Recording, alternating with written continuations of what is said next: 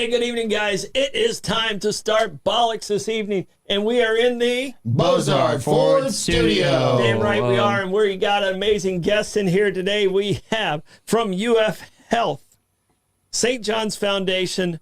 We have the crew from the Foundation 5000, which is a fundraiser run that's happening on January 17th. But we're going to get to that in just a little bit because we have to do some reads, and I got to tell people about the amazing people at Bozard Ford. That's right. To provide our studio. That's right. I got it. That's right. Here we go. And I'm talking about Bozard Ford, Lincoln, and St. Augustine. Their goal is to make sure your time and experience buying a car is stress-free, fun, and enjoyable. Bozard is a family-owned Ford dealership that has been in business since 1949. Bozard Ford Lincoln has been the recipient of numerous dealer awards, including being ranked #1 automotive dealership in the nation by Dealer Rater.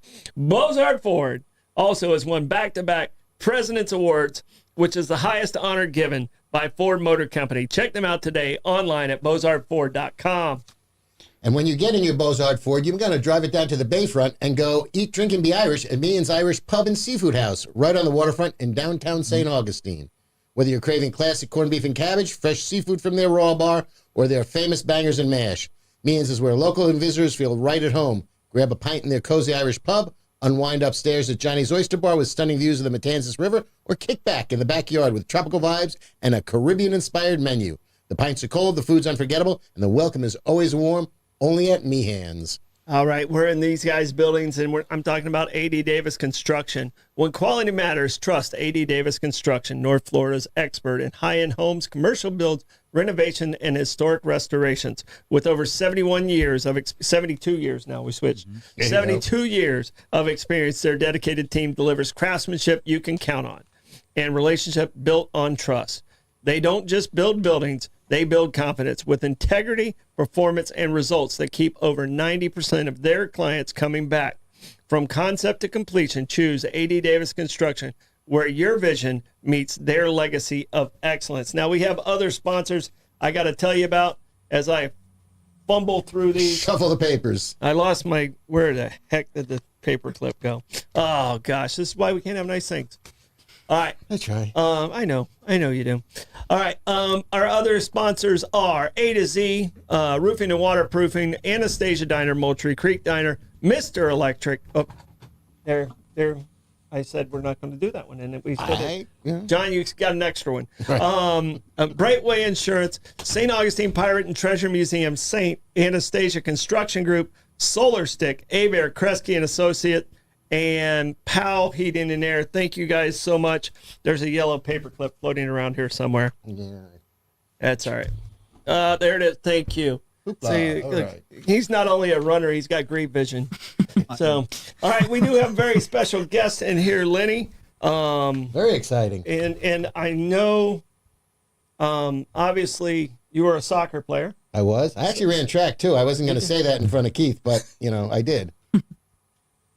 Were you in the Minions division? Easy, dude. Easy. I ran easy distance. there. Oh, you ran distance? Middle distance. This guy's tough crowd. I did it to stay safe for soccer. Okay. It worked. Well, you're a midfielder in soccer? Defense, yeah. Defense? Yeah. Okay. All right, you guys had to run. You probably got in the marathon on the field there. A lot of back and forth. All right. Yeah. But we have a world-class, Right, a real runner. runner in with us to talk about, and he sits on the board of the foundation. And then we have Madeline Smith.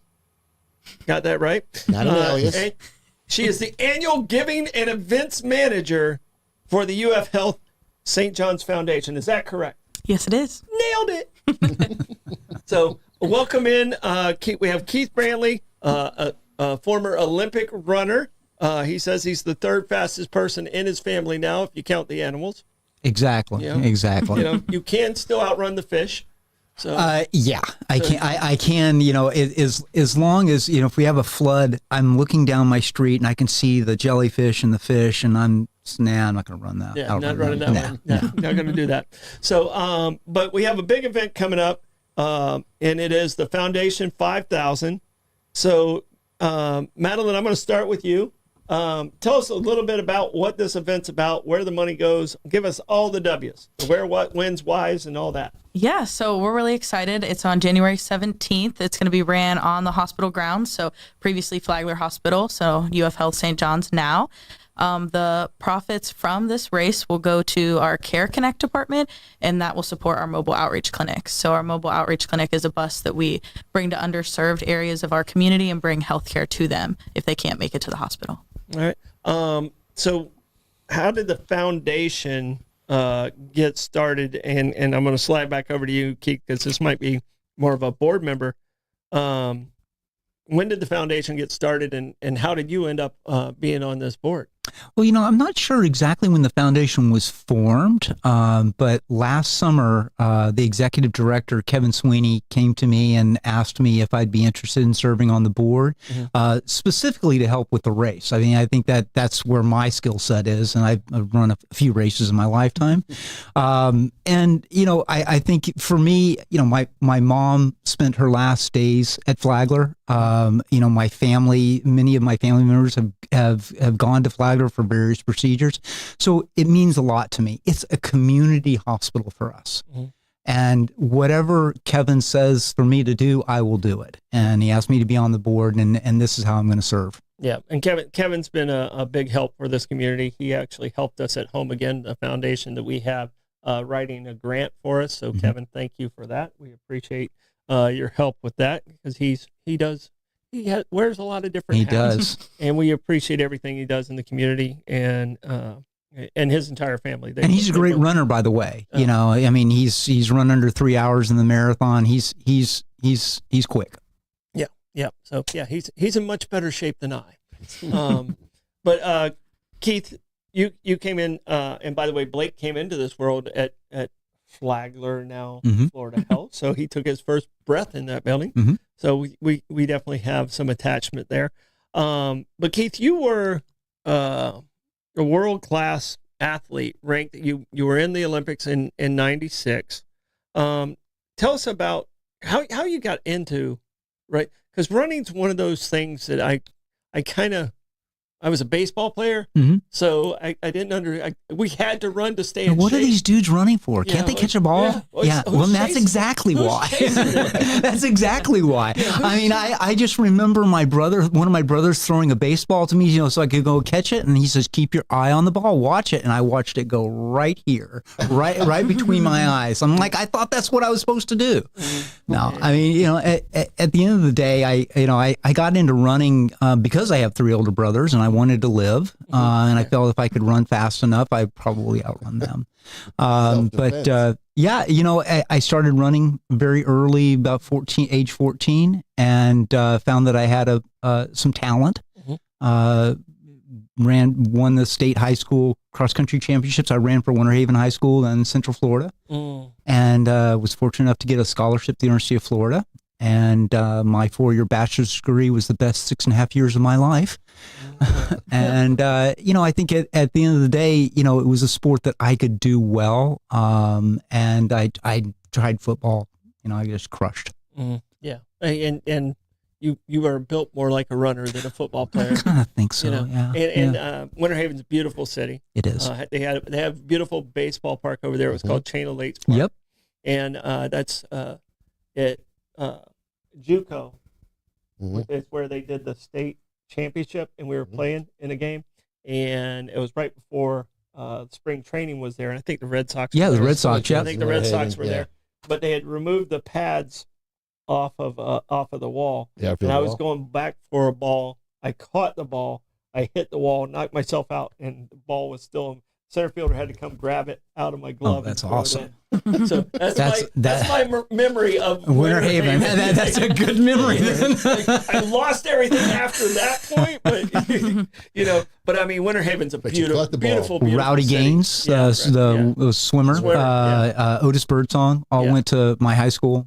So we had high standards for athletics. So you had multiple Olympians. Yeah. Oh, absolutely. Yeah. Kenny Brokenburr is, and again, Rowdy having won 3 gold medals, and not making the 1980 team. We didn't think he, in 1984, we thought he was pretty much long in the tooth and not going to do well, and ended up just destroying. Crushing L.A. Yeah, exactly. So, but you attempted, it looks like you attempted to be in the Olympics in 84, 88, 92, and then you made the team in 96. Yeah. Tell us about the near misses. Yeah. And then, because those near misses make you hungry for the the victories. Well, I tell people this all the time. I got much better at not making Olympic teams. My first Olympic trials, I was eliminated in the heats. The second one in 1988, I finished fourth. Of course, they only take the top three, so and that was by 1 second. In 92, I decided to move up from the 5 and 10,000 meters up to the marathon, and finished fourth again. Oh gosh. Yeah. So, it was a long, fortunately I had great people like I do today, just mentoring me and, getting me ready. I had a coach post-collegiate coach that, he drew out and I thought I would be finished with my running career by the time I was 28, maybe 6 years post-college. And he drew out a 16-year plan. And thank goodness, because I wasn't really good at making Olympic teams, obviously. So, it was when you got good people in your corner, smart people who are subject matter experts, it's hard to fail, and you don't want to fail them, right? Yeah. Yeah, because you're not just failing yourself, you're failing the team. Yeah. But you ended up making the Olympics in 96, which was in Atlanta. Yep. And to me, that's like the pinnacle for an athlete. In so many ways, especially somebody in your sport. But what was that experience like? Now, Atlanta's probably a hot place to run a marathon. How hot was it that day? It was pretty warm. For me, it actually wasn't that bad because I had been training either in Gainesville. I was living in Fort Lauderdale at the time. So, I mean, for me, heat training was, just part of what I did. I didn't have any problem with a high heat, high humidity. It was not a big problem. I think the biggest thing was that, when I made the team, it was almost a little bit anticlimactic because, this you're athletes. You project yourself to these places. Madeline knows this. You project yourself. You see yourself competing in these places. So I saw myself competing in 1984, even though I was just a senior in college. I saw myself competing in Seoul, Korea in 1988. This is years prior to that. When I didn't make the team, I'm thinking, okay, I'll go to Barcelona. In 92. And even though I had competed in some of those stadiums and stuff, you're in your mind, you're seeing yourself. So by the time I got to Atlanta, I was like, I'm here finally. Yeah. Don't get me wrong. I was extremely proud that I made the team, and excited, but I was more proud that my parents, my entire family, were able to go. Got to drive 5 hours, 6 hours to see me run the Olympic Games. I mean, how many times that's going to happen? Yeah, it's a tough drive to Barcelona. Yeah, it's a tough drive, but I mean, okay, I got to ask this question because 96 is so pinnacle. Where were you at when the bomb went off? Yeah, so the marathon's the last day of the Olympic Games. It's and so I went through the opening ceremonies and stayed a couple of nights in the Olympic Village. But it gets very noisy because athletes are actually finishing their competition on the first day of the Olympic Games. Woo! So they're partying, they're having a great time, and great. I want them to have a great time, but it's a little hard when you're trying to focus. You're trying to kind of get in a mindset. So I flew home to Fort Lauderdale. And when I arrived and I had taken a taxi back to my house, we had heard on the radio there was a bombing. So I was actually not even in Atlanta. You weren't even in Atlanta. I wasn't even in Atlanta. You were further away than I was. Where were you? St. Augustine. Oh, there you go. Yeah. So I've been here since '87. Yeah. And you were probably in New York. Yeah. Yep. And Madeline, you weren't born yet. Right. So. She always sticks that in there. Well, Keith, we're going to come back to you. Yeah, I need to get Madeline in here, and she has to earn her annual giving and event manager stripes. So how many people are you anticipating participating in this 5K?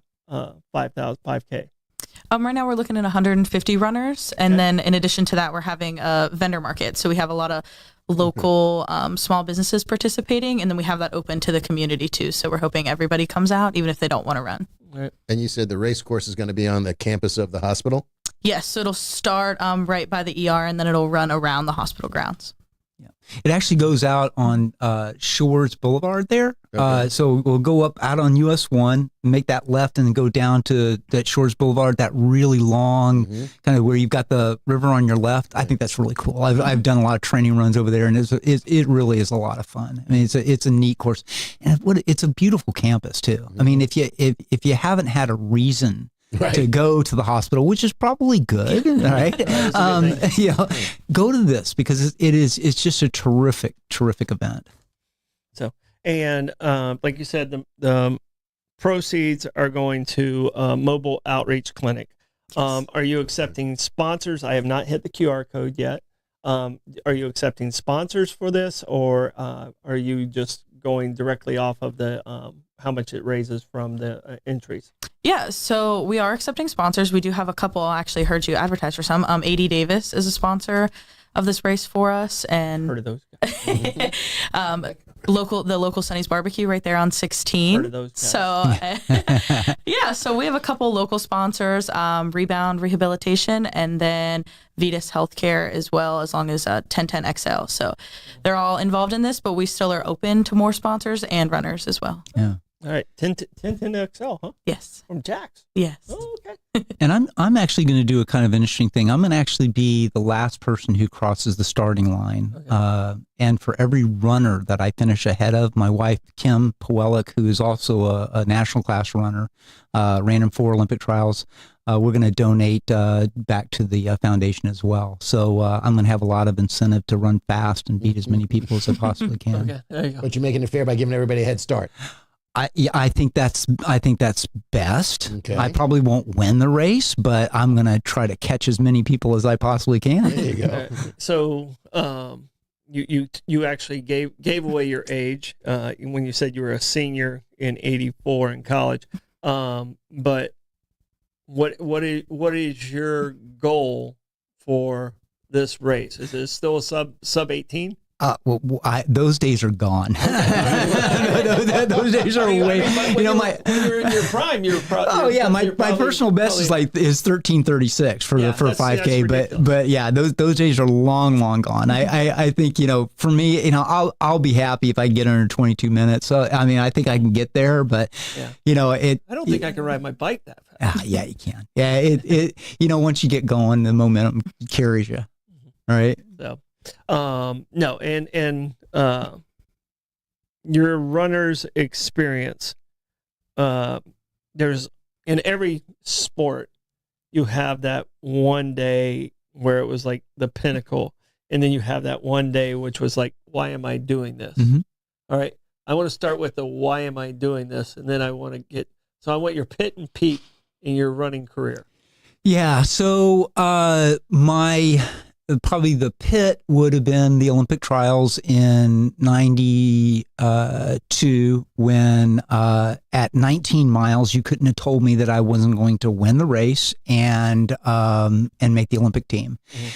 And you've heard probably hitting the wall. Yeah, well, exactly. And that bear was playing a piano, carrying a piano, and carrying. And he wasn't no panda bear. Yeah, he was exactly, exactly. And so that just as the top 3 guys slipped by me near the finish, it was just there's nothing I could do. Mm-hmm. That was Did they pass you like in the last half mile? It was about the last couple of miles, but it was just you could just see it slipping away, and you felt it on you, and it was just it was a self-inflicted wound. I should not have sped up when I did. I didn't have show proper restraint, but at the end of the day, I learned a lot.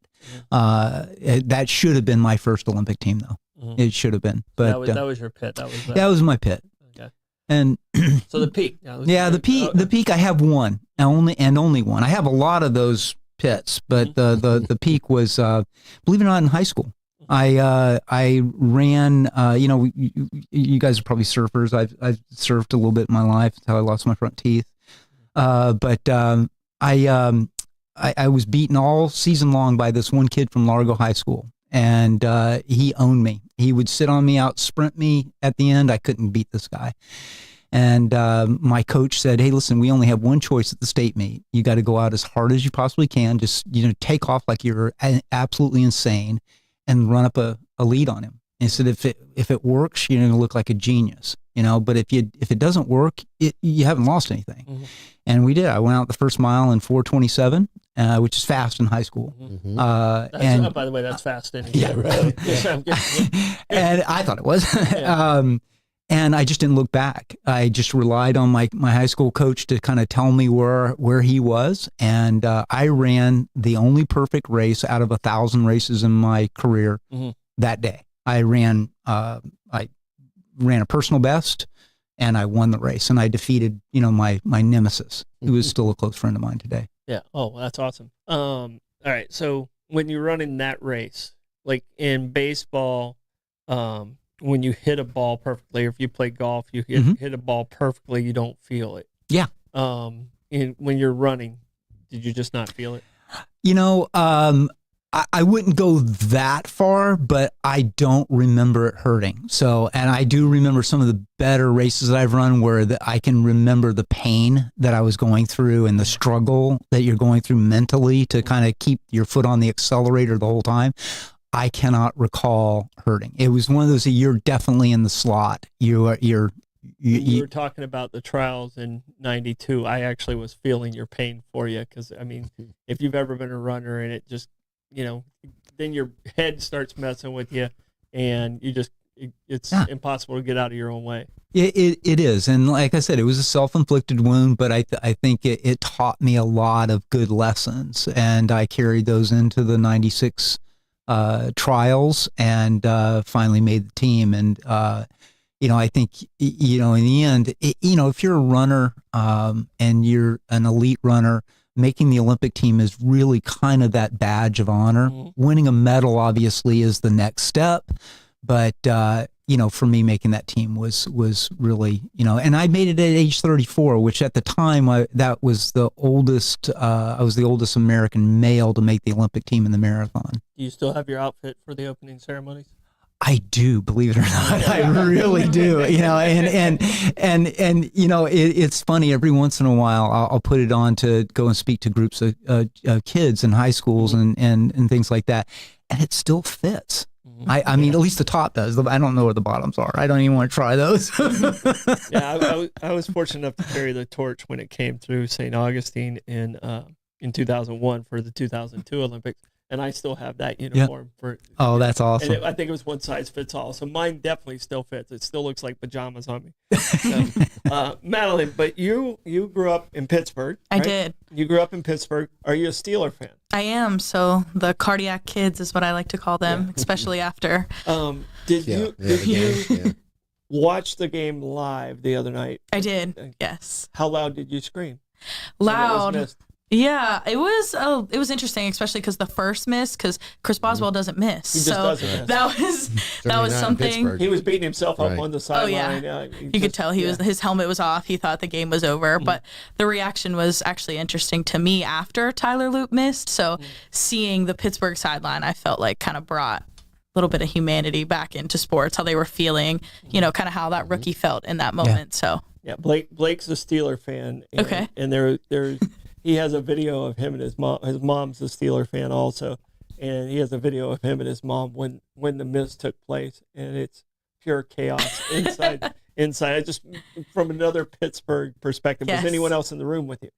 Yes, my parents grew up in Pittsburgh, so they were going crazy. Oh gosh, yeah, they were. See, that's the thing I love about sports is there's no truer drama than in a sporting event like that game the other night. I mean, I'm not a Ravens fan. I'm not a Pittsburgh fan, but I absolutely loved the back and forth and the drama that comes along with it. So you were a sport management major yes. at Flagler. Mm-hmm. What was the thought process of I'm going into sport management? So Yeah, so I had actually played softball at Flagler my first 2 years there. Leading up to that, I had played travel softball most of my life. So that had been a sport that I was really interested in, and I wasn't necessarily sure what I wanted to do in school. I had a softball scholarship to go to Edinburgh University, which is up in Erie, Pennsylvania. And my parents had always brought us down here for vacation. So just on a whim one night, I said I was going to apply to Flagler, and they heard sun and beach instead of snow. So they said, we're going. we're going with you. They came with me. Originally, marine biology was the thought just because naturally Flagler and the location of the school. But looking into it, the sport management program really interests me. And then along with the growing sports network that Jacksonville had, I just thought that it was something that I could progress with as the area grew. How did you come to be a part of the foundation? Yeah, so right out of school, at Flagler, you have to do an internship. So mine was with the Jacksonville Jumbo Shrimp, and it was being an account executive there. So I did a lot of the ticket sales and selling of sponsorships, so kind of plays into what I do now. But after that, I worked for First Tee North Florida, and I originally went there because it was golf. So that kind of played into the sports world of mine. But I fell in love with the nonprofit work that First Tee does and all the impact that they make on the kids of North Florida. And just in doing that, I kind of was ending my time there with the events and things like that. So this fell open at the foundation, and my dad actually works at the hospital, so I decided to give it a try. Excellent. So that makes a natural progression there. So you worked with Dr. Ant. I did, yes. Before he was a doctor. Before he was Yes. a doctor. Before he got his PhD. Yes. So First Tee is a great program also. So the nonprofit world, now you've got a taste of the nonprofit world. Do you still think about going back to professional sports, or is the nonprofit world kind of where you feel comfortable? I definitely do enjoy sports. I just think that a lot of my drive working in nonprofits is I like to do things that make an impact. So I still help coach kids and things like that. So it just gives me a little bit more of a purpose. I enjoy going to a job that I feel like is making an impact. And especially with this 5K that's coming up, you can see the impact that the mobile outreach clinic brings to St. Johns County. And I just think that motivates me a little bit more to be present than maybe working in baseball or football or anything like that. Okay, so can we talk about that mobile outreach a little bit more and explain to people what's involved with that? Because you're saying it's delivering services to underserved communities, which is so important with healthcare nowadays, being either getting more expensive or insurance companies controlling more things than they should. How's this happening, and where do you get to? Yeah, so it's a bus. We bring it out a lot to Hastings is a lot of the things that we offer. We do back to school physicals. Sorry, I have my sound on, so sorry about You're that, Madeline. good. We do back to school physicals on the bus. Okay. We do any type of immunizations that people need that we can bring, and then any type of just regular doctor's appointments. And then we help with chronic illnesses too, if they get diagnosed with them, if they can't make it to the hospital. So people will come on there if they have diabetes or things like that. And how does the community know that the outreach bus is going to be in their neighborhood? If you go to UF Health St. John's Care Connect, there's a calendar of all the locations that the bus will come to. And a lot of people did see it because we were in the Christmas parade this year. So we actually took the bus down the Christmas parade. That's great. Get a good exposure there because there are a lot of people at that parade. Yeah. Okay. Were you giving out candy? We were. It's hard to miss the big blue bus. And then we had Did you run out of candy? We did. Yeah. There's that's a lesson for next year is tons of candy. We run out of candy every year. Yes. We always say we're not going to run out this year, and we run out of candy every year. I know. We made it like 100 yards further this year. Oh, that's good. Yeah, much more. But we have more people giving out candy this year in our defense. So Yeah. A lot of it's a whole new concept. Merry Christmas. Yes. It's hard to say no to when the little kids are Little like. kids are going. It's and adults. Yes. So, There was somebody handing out hot sauce in the parade, though. I don't know if you saw. After we were in the front, so after we finished, I came and watched it, and they were handing out little bottles of hot sauce. Was it daddle pepper? 'Cause I could see daddle. was. Yeah, okay, It was. there It was you go. daddle- Now that's St. it was Augustine. daddle pepper hot sauce. That's St. Augustine. And he was excited. He was like, I have the adult treat instead of the kids handing out candy. you He had a go. briefcase of daddle pepper hot sauce. No way he made it to the end. I don't know. I saw him in the front, so. No, there's no way he made it to the end. All right. So Keith, you said you're in a running family. Do you choose vacations around runs? Yeah, so you have to know my wife. My wife is 5 feet tall and weighs 86 pounds, and she ran for UNF. Actually, grew up. Actually, she escaped Vietnam about a week before Saigon fell. Her dad was an American. Her mom was Vietnamese, so she's run all her life from a lot of things, a lot of things. But she is just an incredible athlete. She played soccer in high school. She actually was offered a soccer scholarship to UNF, chose to run. She Division D2 5 and 10,000 meter national champion. Oh, wow. So, listen, at the end of the day, and now she's on this kick where starting in October of last year, she started running 100 miles a week. And so she's been running 100 miles a week ever since October 1st. Wow. Just really inspirational, disciplined. She gets up at, 4 o'clock in the morning, goes and runs with, either whoever's dumb enough to get up that early. That's in bad weather, good weather. Yeah, listen, she is literally by pound for pound, the toughest human being I've ever met in my life. Yeah, that's incredible. So, Keith, have you done any of what are considered, I guess, the major marathons? I have, actually. During my career, I ran the Boston Marathon, ended up ninth there. I think that was 1993. Same year, I finished fifth in the New York City Marathon. And some big events. Yeah.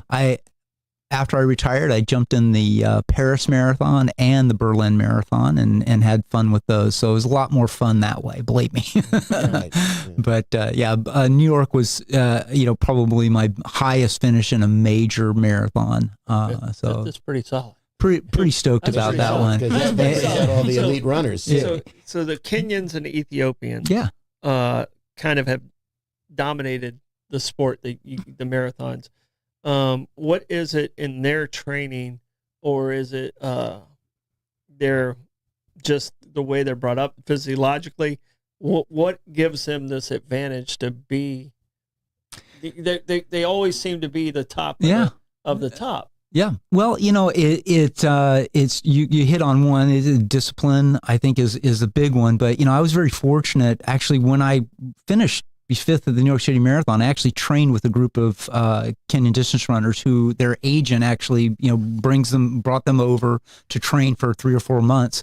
And we trained in Boston for, it was from basically April through the New York City Marathon back in November.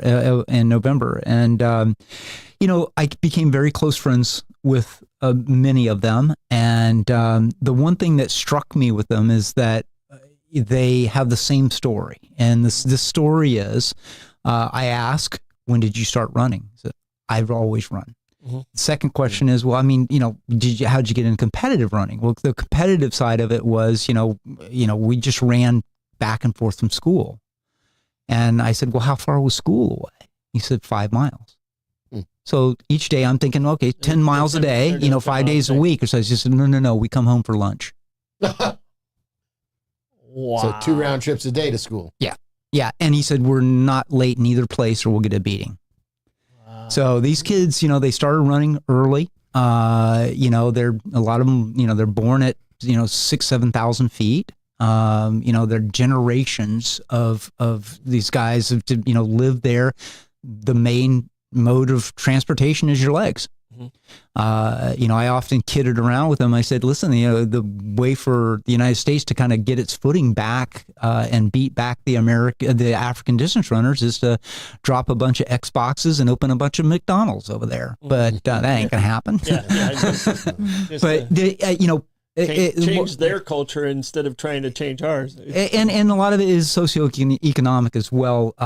We ran a race and we ran the Philadelphia half marathon, and I think I beat most of the guys, all the guys I trained with at the race. But we on the train back to Boston, we were kind of talking about the prize money we won and everything like that. And one guy he says, "What are you going to do with your prize money?" I said, "Well, my car's falling apart. I need to probably get a new car or, get a new used car. And I said, what are you going to do? He said, and he made like $3,000, something like that. He says, well, I've got 40 head of cattle that I've been trying to buy. I can do that now.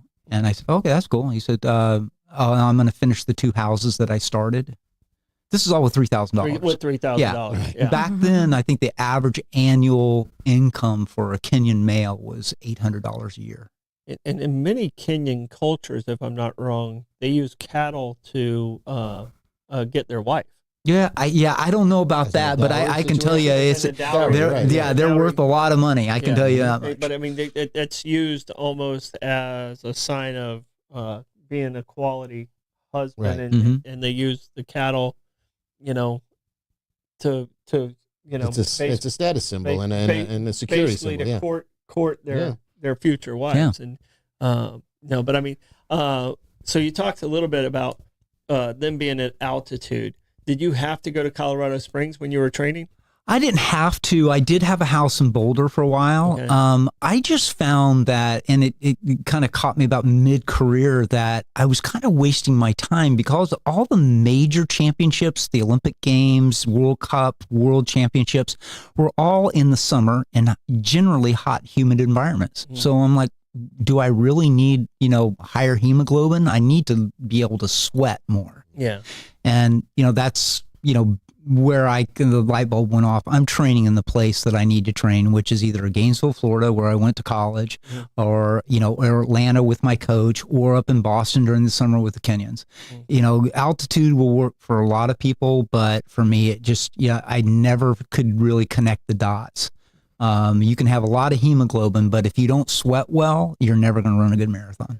So, I mean, I just know how altitude affects me when I hike. Oh yeah. I mean, it is, that bears on me the entire time when I'm at altitude. Oh, absolutely. Yeah. If you're going to race at altitude or, do activities at altitude, you definitely want to do that. But I think I ran one major championship at Colorado Springs, and I ended up winning that one because it was a hot day. It was dry, obviously, but it was a hot day. So beautiful city too. Oh absolutely. Boulder was great too, but Colorado Springs is beautiful. When I think of Boulder, I think of Mork and Mindy. Yeah. Actually, the house that I owned was actually 2 blocks from that house on the corner. Oh, really? It was really because I remember walking down the street and looking at it and said, did you ever go to the music shop? No. Madeline's over here. I went to Mork and Mindy. Have you ever heard of Mork and Mindy? No. Oh my God. It was like the most popular TV show in like the late 70s, early 80s with Robin Williams. It's the show that made Robin Williams really famous, and it was set in Boulder, Colorado. So, and he was not of this earth. Yeah, he was not of this. He was from Ork. Okay. Ork was from Ork. That was an amazing, because it really did launch his career. It got him really started, and then he was off to the races after that. Yeah, just brilliant comedian. It's sad the way it ends. Very sad loss. That's a very important topic when we have Dr. Broder in to talk about mental health from UF Health. We talk about mental health with him, and it happens to those that you look at as should be the happiest people in the world and the most wealthy people in the world, and it still jumps on them. So, but Madeline, back to the race. We're talking about the mobile outreach clinic. What is the end goal in the future of this run? This is only second year? It's the third. Third year. Okay, sorry. This is the third year of this run. We have 150 is the goal this year. Is there a long-term plan on where you're trying to get with this 5K? Yeah, so I mean, I would love to have as many people in the community come to this as we can. So it has grown from year to year. I would think when we originally talked, Keith, I think our goal was what, like 200, 250? Yep. So that would be my goal next year, is to hit that and continue to grow it. And then the foundation also supports other funds around the hospital. So our sole purpose of being there is any financial need that the hospital has, so we can help with it. So as time goes on and the needs shift, we can also shift the fund that it's designated to as well. And you said you played softball at Flagler. Yes. What position did you play? I was a center fielder and a first baseman. All right. I was a center fielder at Flagler myself. I was a little short to be a first baseman. Being a girl, I was the tallest one, so that helps too. Like softball players, there's a little less of a height standard for that. So, Lenny, anything I left off with No, I mean, these kind people? it's just important for everyone to know that there is some availability. If you're in an underserved neighborhood, check the schedule at UF Health and see if the outreach bus is going to come to you, because that may make it a little easier to get some medical care or some attention that you may need, or immunizations, or, if you're going to school, you get your physical, so you can play sports in school. So I think that's very important for people to understand. And it's a good thing. And the fact that you're making this more than just a race with the vendors and the artisanal market thing. So if you're coming, because watching a 5K race, when you leave the campus and you're making a left on A1A, or US 1, all of a sudden, where'd they go? Yeah. So You'll see. When are they coming back? Yeah. Yes. So it's good that there's other things to do so that the community can be involved. And if you're not going to run, it's still going to be of interest for people to come out and enjoy and support the race and support the foundation. Oh, absolutely. And running isn't the only mode to get there. You can walk. Right. I mean, and a lot of people have do the gala walking or the Galloway training, where they run for 1 minute and they walk for 1 minute, or they run for 2 minutes and walk for 2 minutes. It doesn't matter. It's that you start the race and you get to the finish line. Right. That's all that matters. And listen, the bottom line is that the mobile outreach clinic is one of the best tools we have in our community to serve those folks who can't get to the hospital, who can't get to good primary care. And at the end of the day, we're very fortunate as residents to have this bus and to be able to have the opportunity to fund it. And so that's why I'm getting having the University of Florida behind all these programs is such a huge benefit. And a lot of people don't know that UF is our local lead agency for homeless. Mm-hmm. So they handle the lead agency. It used to be my foundation, Home Again. It was too much for us to handle. Flagler Health stepped in, and then when UF came over, my first question was, "You still going to be lead agency?" And UF said, "Yeah, we'll step up. We'll do that." And so UF has definitely, when they came in, we were all kind of nervous about, okay, our hospital used to be our hospital, and now it's kind of more of a state-run thing. There was a lot of anxiety, but I'm telling you, they absolutely immersed themselves in it. They hired people like Kevin and some people that were a part of the community already. So, I mean, I'm very complimentary. I am a University of Miami fan, by the way, so tonight's an important day for me. Yes. But very, very happy with the relationship UF has had and the foundation and what it's doing in the community. And the foundation, I think, is very key to that. Yeah. Well, my oldest brother was a professor at the medical school of the University of Florida. He was the chief of pulmonology over critical care medicine for 25 years. It's the things that they're doing over there are just groundbreaking. He with their help, he patented a gene therapy that treats a very rare lung disease, but also has crossover to a very common liver disease. So the things that they do there, and the things that we learn just at Flagler, you're going to see a lot of the residents rotating through there as well. At the end of the day, to have a world-class health system in our community helps us. It is still a community hospital, but at the end of the day now, and this is the way it's going around with a lot of communities, that some of the larger teaching institutions are acquiring some of the local hospitals, and that's a good thing in many ways. It really is. Sure. It's expensive to deliver health care. It really is. It really is, and it's one of those that we gotta we got to figure out financially how to make it work from both your sides. The lawyers got to get their fingers out of the pockets of everybody else. But you said your brother was in the medical field. You are in the medical field, Right? You're on the equipment side, is what Yep. you were saying before. Are your other brothers in the medical field too? Or No, but but they're all very, very bright. I'm at the shallow end of my family's gene pool when it comes to intelligence. So that's why my brother talked me out of going to medical school after I retired from running, because he says, you're not that bright. he said, go in, but I said, I have a real interest in medicine. He says, well, you're a good teacher. You can teach people how to use these products, and you can help them understand them better. And so, I've had several jobs in the medical devices industry, and mainly capital equipment. And it's fun because it gives me that sense that I'm doing the good things, and I've got a job. I'm able to, put food on the table. And, at the end of the day, I'm very, very lucky, very, very lucky. My brother, he just retired in September, and, to see the party that his patients, threw for him, this disease that he treated is called alpha-1 antitrypsin deficiency. Back before, when he first started doing this, the average lifespan was about 5 years. One of his patients was at that party and had been treated for 20 years. Wow. So those types of stories is why, we're in this, because the things that we do, even though we're not helping the patients, we're helping raise money. We're helping do the things that help people be healthy. That's awesome. And Madeline, you said your father worked at the hospital. Is he in the medical field, or is he on the administration side, or? He is a supervisor at the Behavioral Health Resource Center. Okay. So he works with mental health. Oh, okay. Very cool. Yeah.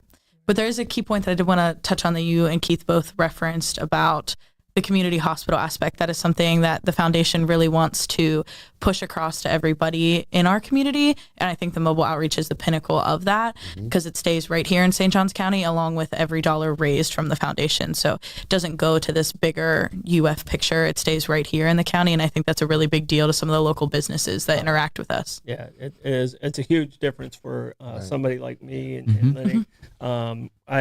I will rarely give to a charity outside of the 904. And it's just, I think we got to take care of ourselves first before we can take care of others. Right.